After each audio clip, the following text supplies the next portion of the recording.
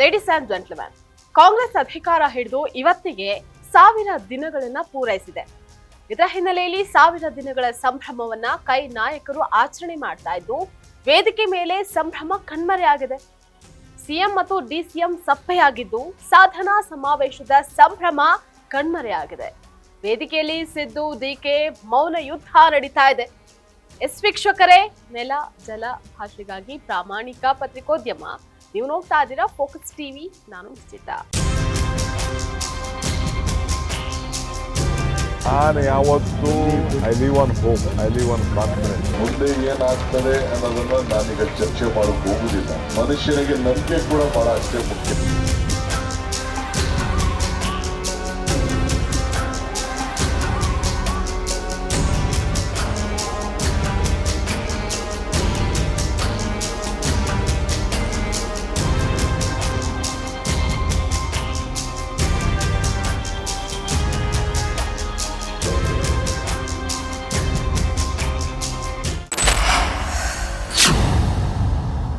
ಬಹುಮತ ಗೆದ್ದು ಗದ್ದುಗೆ ಏರಿದ ಕಾಂಗ್ರೆಸ್ ಸರ್ಕಾರಕ್ಕೆ ಇವತ್ತು 1000 ದಿನಗಳನ್ನ ಪೂರೈಸಿದಂತಹ ಸಂಭ್ರಮ.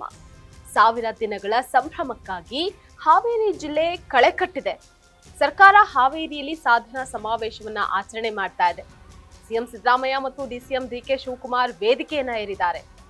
ಕೈ ಕಾರ್ಯಕರ್ತರು ಸಂಭ್ರಮದಿಂದ ಸಾಧನಾ ಸಮಾವೇಶದಲ್ಲಿ ಪಾಲ್ಗೊಂಡಿದ್ದಾರೆ. ಆದ್ರೆ ಸಿದ್ದು ಡಿಕೆ ಮೊಗದಲ್ಲಿ ಮಂದಹಾಸವೇ ಮಾಯವಾಗಿದೆ. ವೇದಿಕೆ ಮೇಲೇನೆ ನಾಯಕರಿಬ್ರು ಮೌನ ಯುದ್ಧವನ್ನ ನಡೆಸಿದ್ದಾರೆ.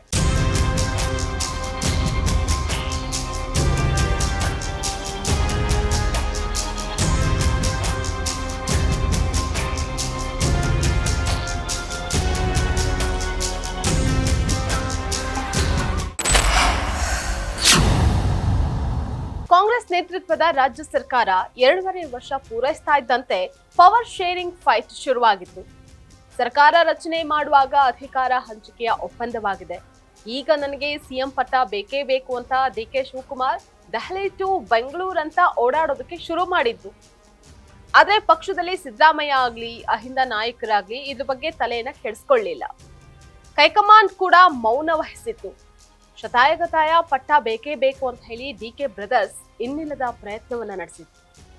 ಆದ್ರೆ ಡಿಕೆ ಪ್ರಾರ್ಥನೆಗೆ ಫಲ ಸಿಗದ ಕಾರಣ ಈಗ ಮೌನಕ್ಕೆ ಜಾರಿದ್ದಾರೆ.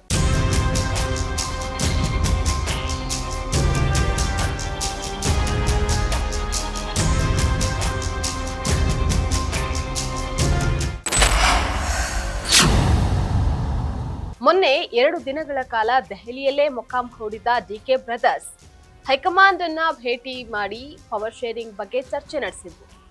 ಆದ್ರೆ ಹೈಕಮಾಂಡ್ ಸಾಧ್ಯ ಇಲ್ಲ ಅಂತ ಹೇಳ್ತಾ ಇದ್ದಂತೆ ಕಾಣಿಸ್ತಾ ಇದ್ದು, ಇದು ಸಿದ್ದು ಡಿಕೆ ನಡುವಿನ ಮೌನ ಯುದ್ಧಕ್ಕೆ ಕಾರಣವಾಗಿದೆ. ಹೀಗಾಗಿ ಸಾಧನಾ ಸಮಾವೇಶ ಕಳೆಗುಂದಿದ್ದು, ವೇದಿಕೆ ಮೇಲೆ ಇಬ್ಬರು ಒಟ್ಟಿಗೆ ಕುಳಿತಿದ್ರು. ಮಾತನಾಡೋದಿರ್ಲಿ, ಒಬ್ರ ಮುಖ ಒಬ್ರು ನೋಡ್ತಾನೂ ಇಲ್ಲ. ಒಟ್ನಲ್ಲಿ ಡಿಕೆ ಆಸೆಗೆ ಹೈಕಮಾಂಡ್ ತಣ್ಣೀರು ಸುರಿದಿದ್ದು, ರಾಜ್ಯದಲ್ಲಿ ಕುರ್ಚಿ ಕಾಳಗ ಮತ್ತೊಂದು ತಿರುವನ್ನ ಪಡೆದುಕೊಂಡಿದೆ. ಡಿಕೆಯ ಮುಂದಿನ ಹೆಜ್ಜೆ ಏನು ಅನ್ನುವಂತಹದನ್ನ ಕಾದ್ ನೋಡ್ಬೇಕಾಗಿದೆ. ಇದಾಗಿತ್ತು ಇವತ್ತಿನ ಫೋಕಸ್ ಸ್ಪೆಷಲ್ ಸ್ಟೋರಿ. ನೆಲ ಜಲ ಭಾಷೆಗಾಗಿ ನೋಡ್ತಾ ಇರಿ ಫೋಕಸ್ ಟಿವಿ. ನಾನು ಯಾವತ್ತೂ I live on hope, I live on confidence. ಮುಂದೆ ಏನಾಗ್ತದೆ ಅನ್ನೋದನ್ನ ನಾನೀಗ ಚರ್ಚೆ ಮಾಡಕ್ ಹೋಗುದಿಲ್ಲ. ಮನುಷ್ಯನಿಗೆ ನಂಬಿಕೆ ಕೂಡ ಬಹಳ ಅಷ್ಟೇ ಮುಖ್ಯ.